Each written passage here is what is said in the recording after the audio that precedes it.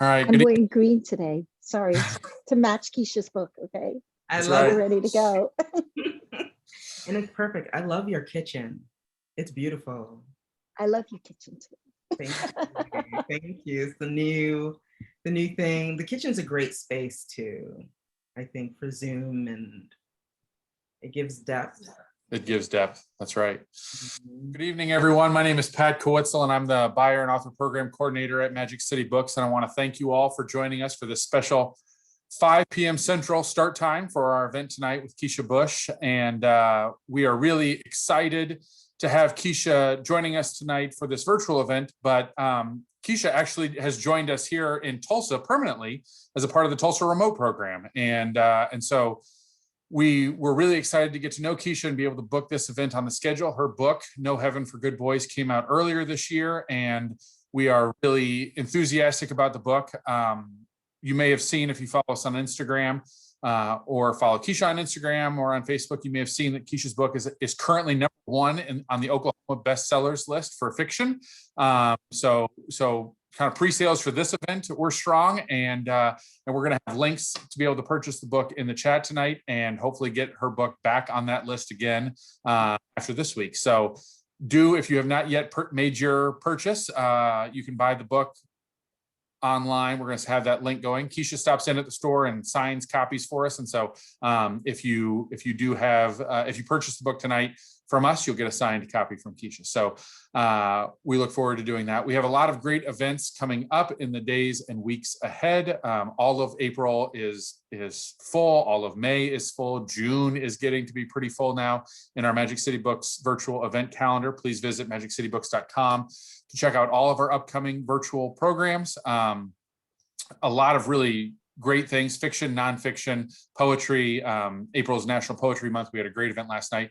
If you are joining us for the very first time, we've recorded well over 100 of these virtual conversations, and they're all available on our Magic City Books YouTube channel. So check that out as well. Like I said, Keisha is part of the Tulsa Remote program and recently moved to Tulsa over the winter, and has kind of, we like to think, has made Magic City Books her kind of home bookstore now that she lives in Tulsa.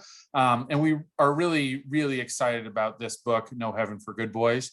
And we're not the only ones. The best-selling author Jean Kwok was the one who was chosen by New York Times Book Review to review No Heaven for Good Boys, and she loved it and wrote a rave review, and you should check that out as well, her review of the book. But through that review and that process, Keisha and Jean got to know each other a little bit, and Jean is actually going to be moderating our conversation tonight. So we're really excited to be welcoming Jean Kwok. She's the author of Searching for Sylvie Lee and Girl in Translation, and just an outstanding author and someone who is really enthusiastic about Keisha and the, this book and the potential for more books coming forward in the future. So thank you all very much for joining us. If you have questions for Keisha, please post those in the Q&A here in the event. If you're on Facebook, put them in the comments, and we'll get to as many of those as time allows tonight. And without any further ado, Keisha Bush and Jean Kwok, take it over, ladies. Thank you so much, Pat. And also huge thank you to Magic City Books for hosting this event for us. So that is fantastic. Where would we be without our favorite indie bookstores, right? So I'm so thrilled to be able to be here tonight to talk to Keisha about her debut novel, fantastic book, No Heaven for Good Boys. So Keisha, can we just start? Let's just start by, why don't you tell us a little bit, what is your book about? And for people who are worried, there will be no spoilers in this event. So, we're not expecting that you will have read the book. We're hoping that if you haven't read it, you will read it. So Keisha, take it away. Thank you so much, Jean. So No Heaven for Good Boys is about 2 young children who are given to a teacher who teaches the Koran, and they're sent to a school called Adara.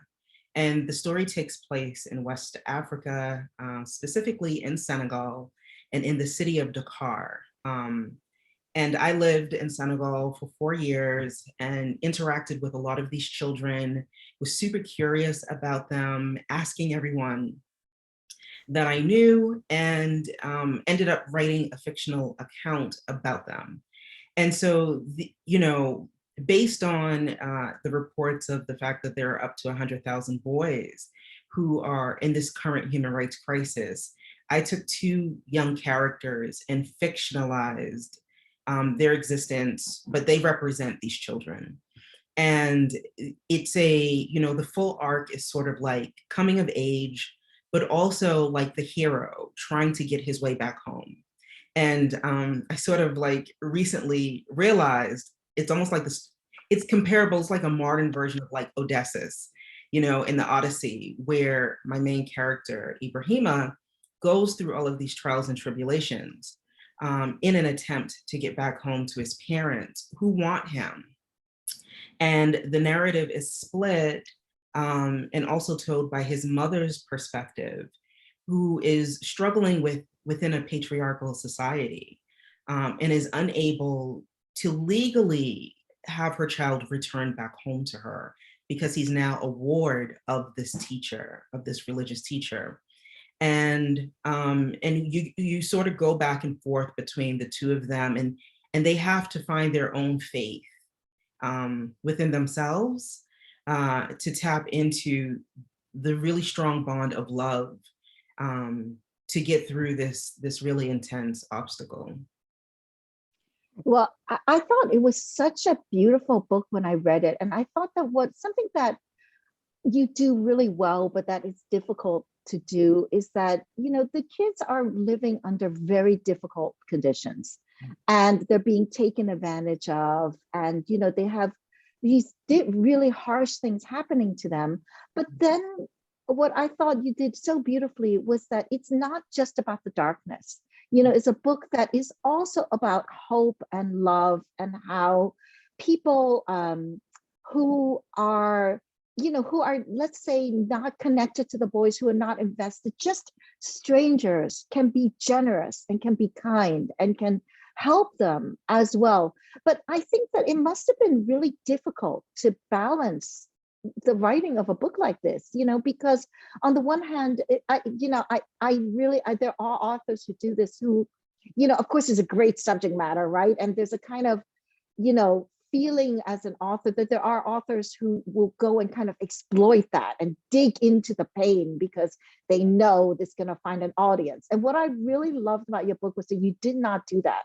There was a lot of restraint, I thought, in the execution of this remarkable story. So how do you stay true without, inundating the reader on the one hand or making it too light on the other? That's huge. It's so one of the things that I have to say is the life of this novel, the first draft was written in 2010, and it's been in revisions. There was a full rewrite and then just multiple revisions, with the last really big one happening in 2017, and then revisions up until 2019 with my newer editors. And there is a massaging that happened in those first 7 years. I remember when I found a writing professor to help me with the first revision.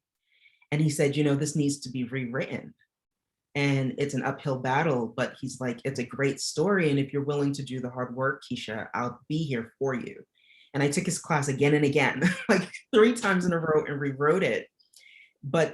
And I say all of this because the very first draft, one of the issues my writing professor saw was that the author, kept saving the children at the end of every chapter.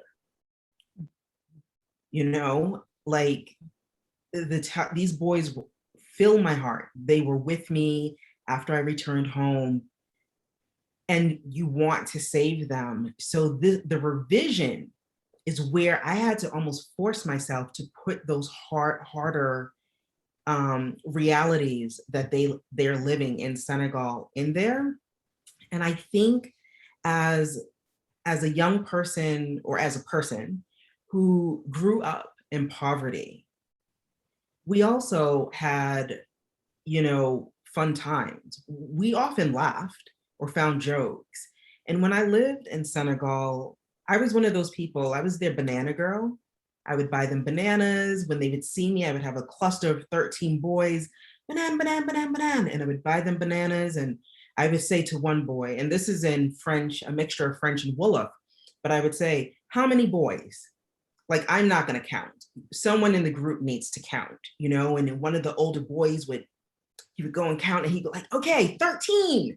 And so, you know, wanting, I think with me, I know how important as a child it is to be shown love, even small snippets, and even as an adult, right? So we can feel like this immense loneliness, even now during the pandemic.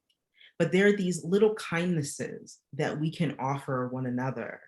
And when I was writing the story, that's what kept me going, those small kindnesses that exist within the book, to say that, yes, I can do this. But it was a balancing act. And I'll give you a perfect example. There is, you know, there are scenes where I don't go further. And I don't specifically because I wasn't interested, you know? And at one point, the teacher, the Marabout, someone goes, this is early on in earlier drafts, why don't I was asked by maybe a classmate, why won't I delve deeper into this abuser? And I was just like, I'm not interested.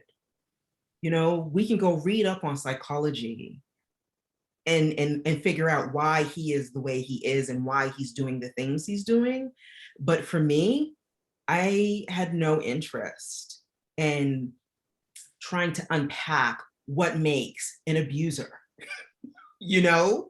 Yeah. Right. No, exactly. It's your story. It's your vision. It's, you know, it's your book. So of course, any book is going to be a filtering of that reality. And if you're not interested in that, which I think was a really good instinct, because honestly, we're not really interested in that either. You know, what I loved in your book was really that focus on the children, the love that the mother has, you know, and I think that you do a really great job of mediating the brutality enough so that, you know, the reader can read it. I mean, so that we are not overwhelmed by it, even as we learn from it, and, you know, kind of finding the light in the darkness. Absolutely. And, you know, I feel with all of us, regardless of who we are, what our background is, where we live, everyone you know, faces obstacles in their lives. Everyone knows I think, I mean, it's 8 billion of us, but I'm pretty sure everyone is familiar with sadness, you know, with the feeling of hopelessness sometimes. And for example, we're in a pandemic and we're all trying to find these moments within our own lives for joyfulness. Like, we cannot, it's easy to feel helpless and hopeless, but like, that's a really bad place to be, you know? And so how do we balance that? And that's a big question for me in my own life, like how to balance it without pushing all of the sad things away or the things that are uncomfortable, right? Because that's also a problem, to just act as if nothing difficult in life exists, right? We know that space. And so the book grapples with that, because this family, this mother, the father, everyone is like, how do we live the best life we can live, right? Even given the struggles that the mother has been through, her own obstacles of her own, and her own trauma in childhood, right? What does it mean to be a good mother? How do you be a good mother, right? And the one thing that I have a lot of, you know, friends who are married, who have children, friends who are single. And one of the things about Maimuna that I realized is motherhood requires support. Good motherhood does not happen in this vacuum where you're a perfect person and you get everything done. And I don't have any children, But I know how complicated and complex motherhood is.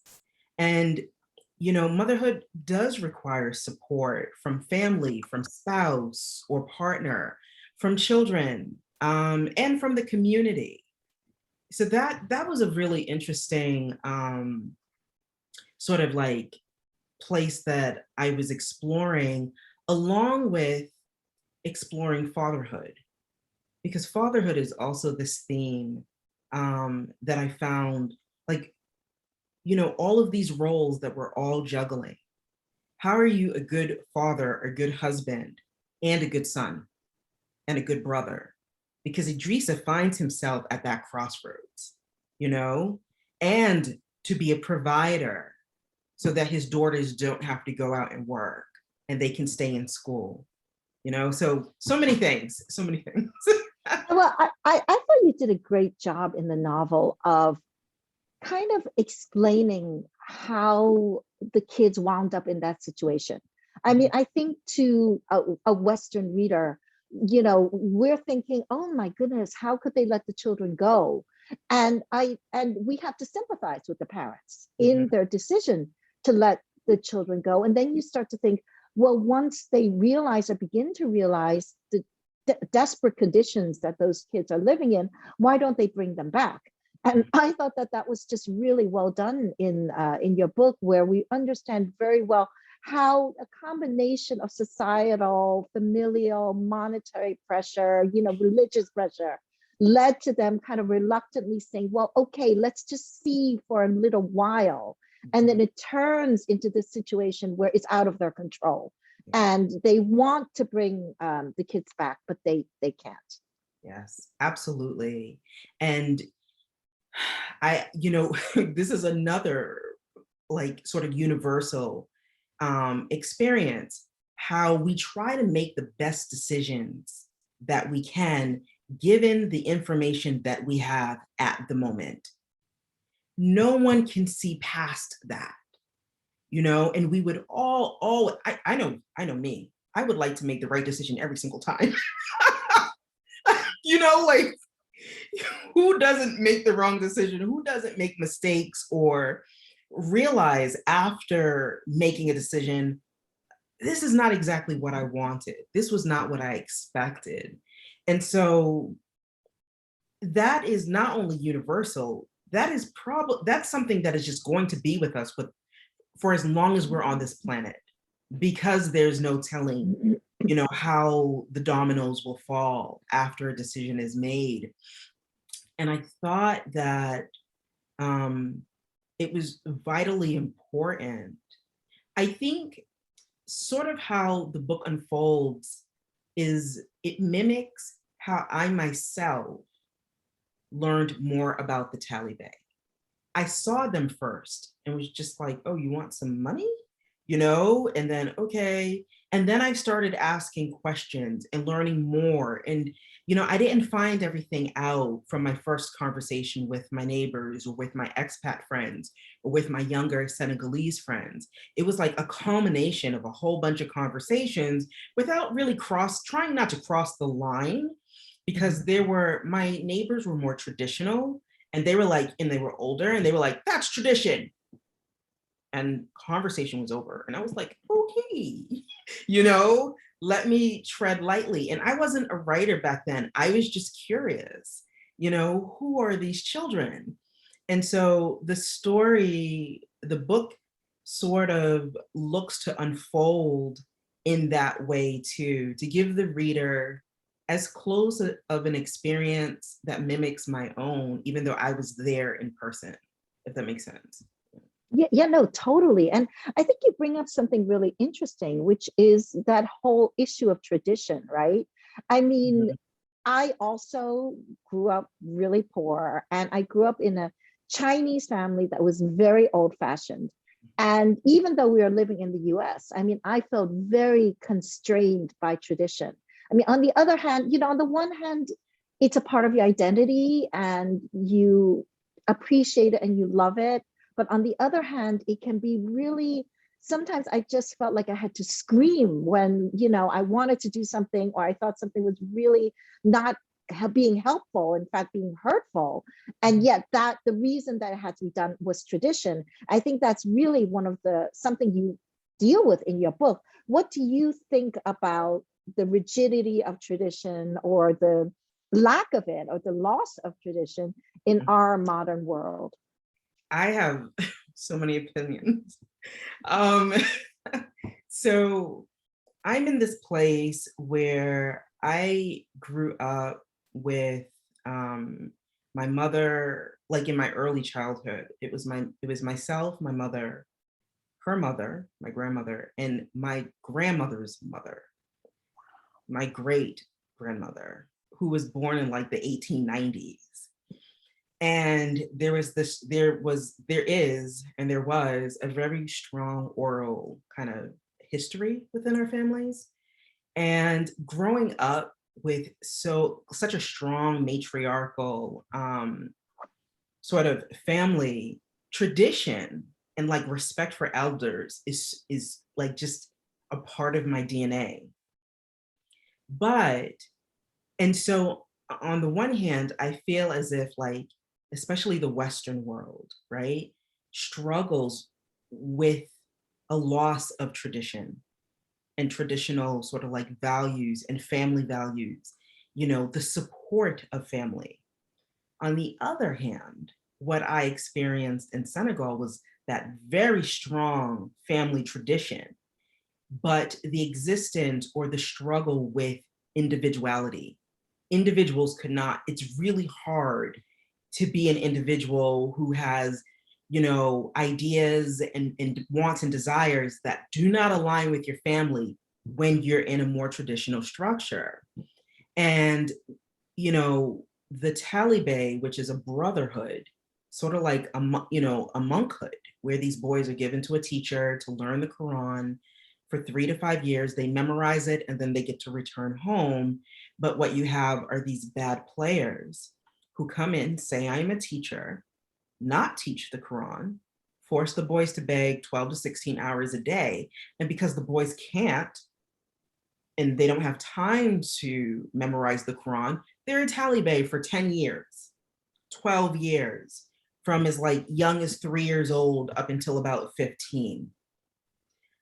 And so what I believe tradition needs to do, and sometimes does, and people don't even realize when it is it needs to be flexible. It needs to be malleable. It needs to expand and grow while still keeping these traditional values. And some people might say, well, what are you talking about? How many new traditions do families create? We're gonna do this for Christmas now. New tradition, look at that. And everyone's on board, or other traditions within our lives. And so I think that's the real struggle. Tradition, I'm not anti-tradition. I think it really does have a place within our society. But some aspects of it need to modernize the changes of the world around it. Yeah, it sounds like you're saying that basically, tradition has to serve us, it has to fit into what we need and what makes us happy, as opposed to us serving tradition. I think it's so true, and so interesting. I'm wondering, what was it like for you in Senegal? I mean, you were kind of thrown into this whole other culture, whole other everything. I mean, did you have a support system? What did people think of you? I mean, did they know you were a foreigner? Did they, what was that like? And it's so interesting because I see a question that is along the lines of, Keisha, what took you to Senegal? So now I get to answer it. So I was at this interesting place in my life in 2004, where I wanted to get out. I wanted to explore more of the world. And my mother's family, the matriarchal side of my family, they were all born in Honduras. All 3 generations, my mother, my grandmother, my great-grandmother. And my great-great-grandmother was a runaway slave who from from South America and made her way up with the help of this British Irish pirate who then she married. And they stayed in What a Honduras. story. That's your next book. It is. It really is. And so, you know, I had the choice to either go to Honduras and sort of explore more of those roots, or go to Africa. And I decided to just kind of leave the Americas, the entire continent. And I just like threw myself out there. I found a volunteer program in the Gambia with the YMCA. There are YMCAs all over the world. And I was in the Gambia for 2 months. But after a trip to Dakar, Senegal, decided to move to Senegal. And I went with the YMCA there just for a month or two, decided to stay, started teaching English. And I had gone through like a really severe trauma in New York, in the US. And, you know, after a while, I just realized I had a really hard time making decisions.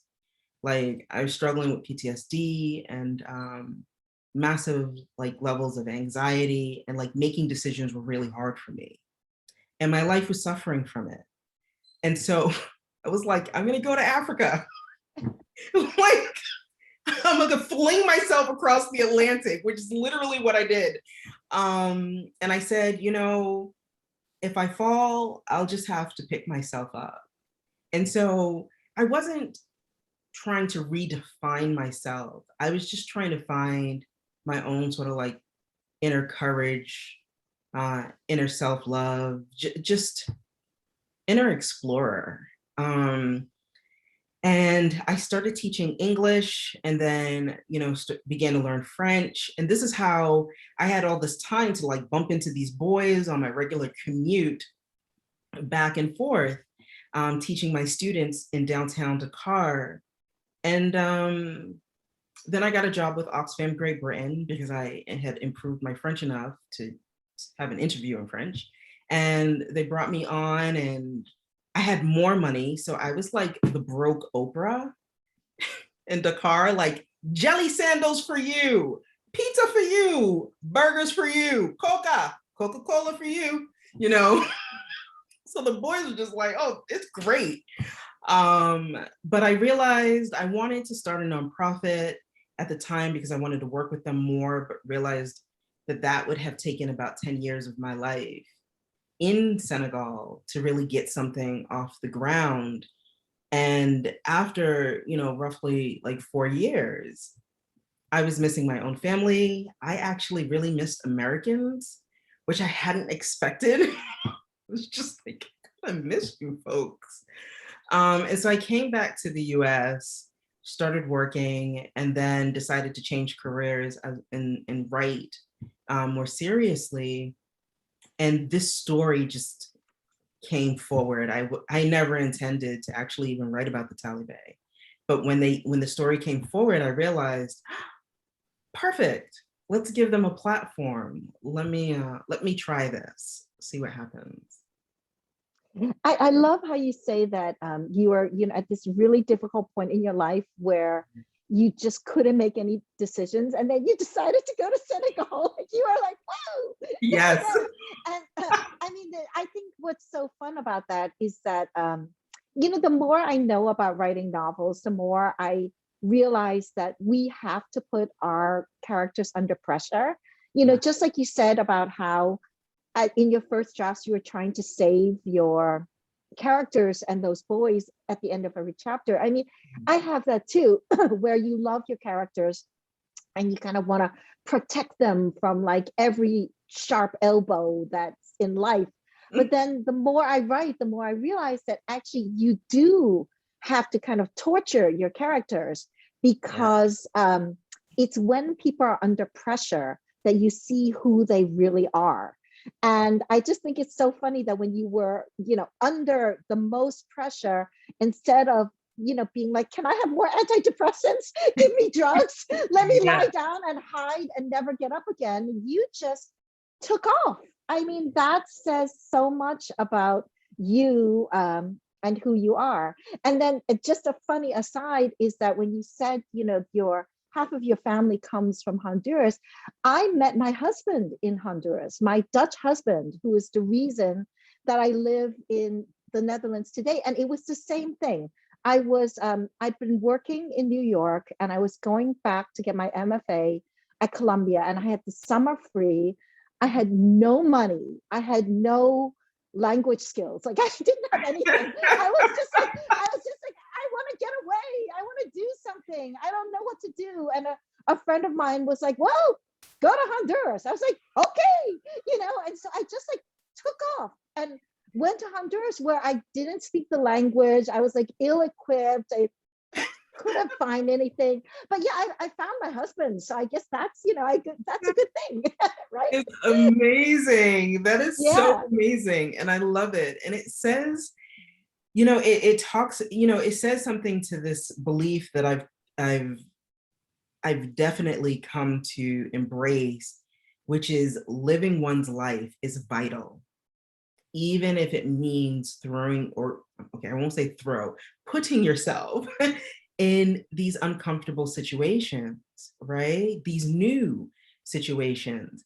I've learned that as humans, change is really difficult for us. But not just humans. Have you ever seen a bird's nest be removed? Those birds lose their minds. Really? The tweets, the screaming, the flying around, all massively, like, where's my nest? Like, oh man, they're really upset. Like, I've just found, and I love animals, so I'm always like, sort of like watching them or whatever.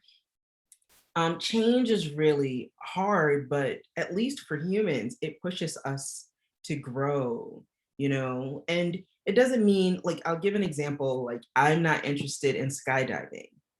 My brother is, though, so he can tell me about his experience and show me his pictures, and I'm good, so like we all have our different sort of levels or gauge of what we're comfortable with. But I'll give another little tidbit about it. Is about a month after I moved to West Africa, I was traveling from the Gambia to Dakar. And there's a long story behind it, but I was by myself and I actually did not know how to get to Dakar. I don't even know what I was thinking at the time. It might have been the anti-malaria medication that I was on, which I stopped taking at one point. I was just like, I'm not taking this stuff. But I was on this ferry, and the ferry had broken down, and the ferry was buoying like really severely on this river. And I, at the time, did not know how to swim. And some Gambian colleagues had told me, the ferry had sunk at one point and everybody on the ferry had gotten eaten by alligators. I think they were messing with me. But as this ferry was buoying, I looked up at the sun and I was like, that's the same sun that I saw in New York. Why did I move to Africa to look at the same sun? And I started sobbing like uncontrollably. And then everybody on the ferry was staring at me. And I was just like, I'm gonna go over here in the corner. And I cried. And then 30 minutes later, they got the ferry going again. And a woman adopted me. And she actually helped me get to Dakar. And she took me to her house. And so there was just like this trust between the two of us because she didn't speak much English and I spoke no French at the time. But it's really interesting how I had a moment of regret. But something so beautiful came out of, for both of us, these situations where we put ourselves in this new space and just said, why not? I love that. I love that kind of philosophy as life advice. And I think that one of the things that has changed my life the most is that when I was pretty young, I made this decision. And what I decided was that I was never not going to do something just because I was afraid. So that doesn't mean I'm going to do everything. Like, for example, I totally don't want to skydive ever. And so I am also very afraid of it, but I also have no desire to skydive. Actually, my brother also skydived. So we have so much in common. But like my brother, who was the inspiration for searching for Sylvie Lee, he was a skydiver. But I have no desire, so that's okay. But there are times like in your life when you actually really, really want to do something. And the only reason you don't do it is because you're afraid. And I promised myself at quite a young age that no matter what, if the only reason I was not doing something was because I was afraid, then I was going to do it anyway. And I think that has led to a lot of, interesting and unusual and enriching experiences in my life. So I wanted to ask you, Keisha, also, while we were talking a little bit earlier about characters and building and so on, and people always want to know this. Can you tell us about your writing process? Do you have a, do you have a, ritual? Do you have, just tell us, what is it like for you? Chaotic. I wish I was that writer who got up at 8 a.m. every morning, meditated, drank water and coffee, and sat down and wrote for several hours. At one point, I was juggling like 4 different jobs. I think you mentioned it earlier when you were at Columbia, just being broke, right? Being a writer is hard because you are writing. You're working on a manuscript, but you still have to eat, you still have to pay rent. And so what happens is that other sort of life enters, and you have to figure out how to juggle it. So I have a ton of like tips and tricks. And one trick that I did is, while I was still working full time, just one job, but my whole life was at the job, like 90 hours a week, I paid myself $25 an hour to write. And so writing was, I just said, writing is my part-time job. I asked myself what kind of salary would entice me to take on a part-time job. And I felt like $25 an hour is pretty decent, right? And, I said, who gets to make $25 an hour sitting on their sofa 3 times a week for 3 hours? Not to say that I always use the entire 3 hours writing vigorously, but that actually helped me finish a novel in 6 months, because it was just, that was consistent. 3 days a week, 3 hours, just sit down and see what happens. Some days I only got a sentence, other days a whole chapter came out, right? Other times I was on a residency where there was no distractions, no social media, no family, no one texting me. I was in the south of France, and it was just me, and I had no friends down there because I knew no one. I, again, went someplace I knew nobody, rented a small little flat, and I ended up writing like 60,000 words in less than 3 weeks. I'm hoping for something like that to happen again. It's really exhausting, but it's amazing because you just get everything out.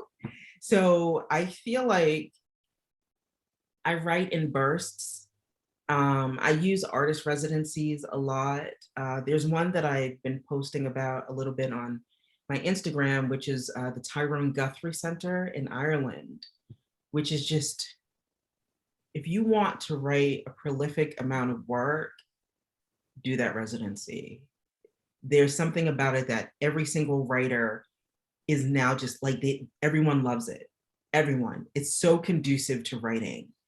And that was really great. I spent almost 2 months there, and I was, just working diligently.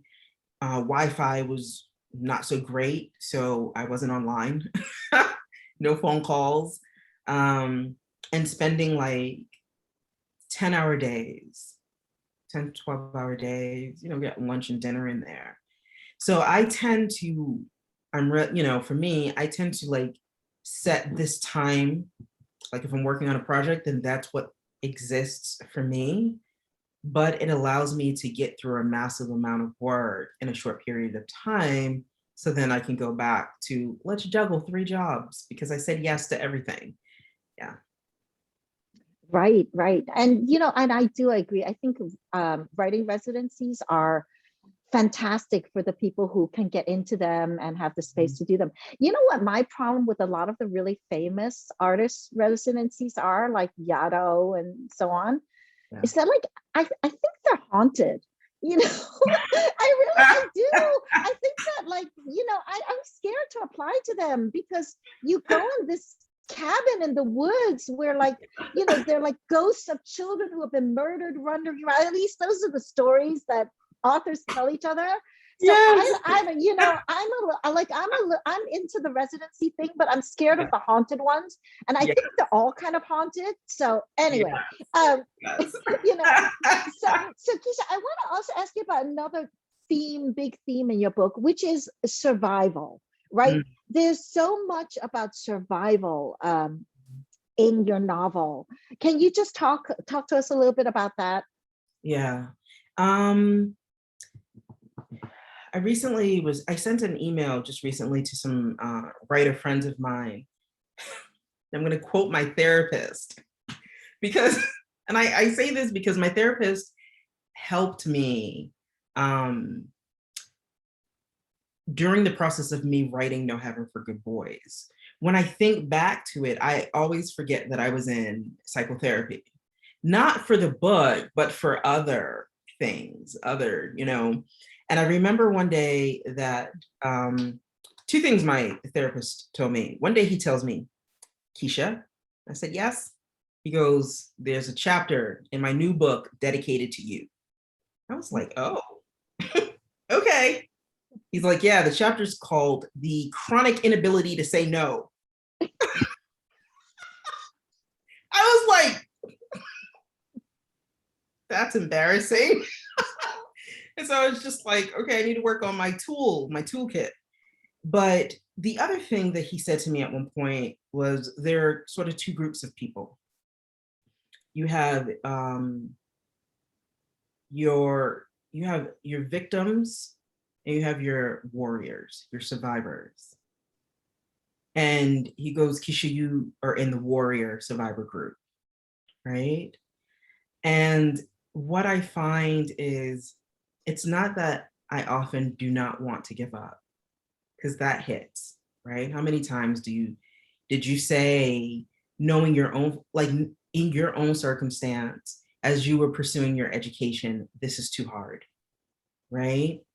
But then we often say, well, at least I say, what's my other option?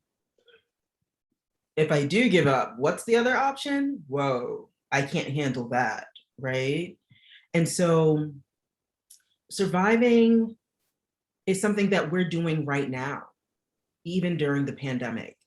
And, you know, I am very aware that there's a collective fatigue that everyone is experiencing. People want their lives back. They want to be able to travel and interact. And there's this exhaustion and massive amounts of loneliness, even if you have family at home, you know, other parts of your life, in our lives.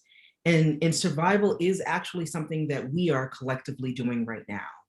And it is a really big theme in the book, because obstacles and difficulties are never going to stop. I would like them to. I'm so ready for ease, you know, just a joyful ride until my centennial, because I'm going to 100, you know.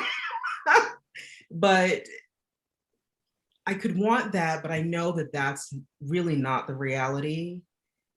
And so what does that mean? It means that I'm going to keep trying. I'm going to have to find my inner resilience. I think something that is in our sort of popular narrative right now is self-care, because self-care is about surviving. It's about survival. It's taking care of this sort of universe that we are in, so that we can then continue to support everyone else around us. You know, we're in a marathon, not the sprint. So it's like, how can we pace ourselves? And I feel like survival relies on so many of these things, like self-reliance and resilience and determination. But those things rely on self-love and self-care, and looking for support systems, and how do you create safe spaces and spaces of support for one another, because none of us are an island, you know. That's so beautifully put. I just love that. Thank you. So do we have questions? Yeah, I wanted to come back in, and we do have a few questions from audience members. And the first thing, we do have people joining us on Facebook tonight. This is streaming live on Facebook, and your comment about paying yourself to write got a lot of appreciation and a lot of love over there in the comments section. And that's a question. A lot of author programs that we hear a lot about process and authors talking about how they do it, but this is the first time I've ever heard somebody tell us that they pay themselves to write, that they that trying to provide some external incentive to be able to do that. Mm-hmm. Come up with that. Is this something that you'd used before, or is that something that you developed just so that you could buy yourself the time to do the writing? It's something that I came up with because since I was about, I think I worked, so I've been working for a really long time. I started working at 15 to help my family out. And then by the time I got to college, I started taking on the multiple jobs, which was just, I was like, I think 22 and burnt out. Like, you don't burn out at 22, but I was definitely burnt out at 22. And so when I decided to start writing part-time, I said, well, part-time jobs motivate me, right? And I still had friends taking on the part-time job around the holidays and very aware of it, but I wanted to stop doing that. And so I said, well, the truth is, as I sit around contemplating things, if someone was willing to pay me $25 an hour for a part-time job, I would take it, even though I don't really need that job right now, And then I said, well, what if I just paid myself to write? Now, the other side of it was, I wasn't like so flushed with money that I was, writing myself this check, but the thought of making $25, and I was living below my means at the time. Yeah. It really motivated me. I mean, for anything that you want to do in your life, and I probably should re-employ this, pay yourself for it. Yes. And see how quickly you will continue to do it if you think that there's a paycheck at the end of that task. That's right. That's right. And that it's, in order for me to get the things I want, to go out with friends on Saturday or whatever it might be. Yeah. You can tell I'm ready for COVID to be over. Anyway, I think it's terrific advice. So we have a question from Anissa, and she wants to know, what is the most important thing that you want your readers to take away from your book? The most important thing is that the Talibé, which are these boys that the protagonist and his cousin represent, because they're Talibé in the book, that these children are still living in this human rights crisis. They're still living in these conditions. There are still upwards of 100,000 boys in Senegal that, as we are having this book talk, they are being forced to beg. They are living in squalor. They are being abused when they come home, or not even home. They're abused when they return to the Dara, and they don't have enough money. There is a documentary on CNN called, it's part of the Freedom Project, and it's Change. It's about the Talibé. Google CNN and Talibé, and the documentary comes up, and it's about this nonprofit and the work that they're doing. It's called Maison de la Guerre. At the end of No Heaven for Good Boys is an author's note, and I list 3 nonprofits, charities in Senegal working with the Talibé, and Maison de la Guerre is actually the first one. But it's interesting that when I watched the documentary like last month, when I found it, the reality of the boys, what I write in the book, does not even touch on what some of the other realities are for so many of the children. And so not only do I want readers to know that this is still happening right now, and that this is the only book right now written about the children. There's journalism, but no one has sat and dedicated any long form to them. That when you come from the novel, after you read it, that I hope that these children are in your heart space, honestly, you know, and that motivates some form of not just action, but like active love, because I believe actively loving one another is really important. We have one more question from Julie, and she wants to know what you discovered about yourself during the process of writing the book. Whoa, yes. I'm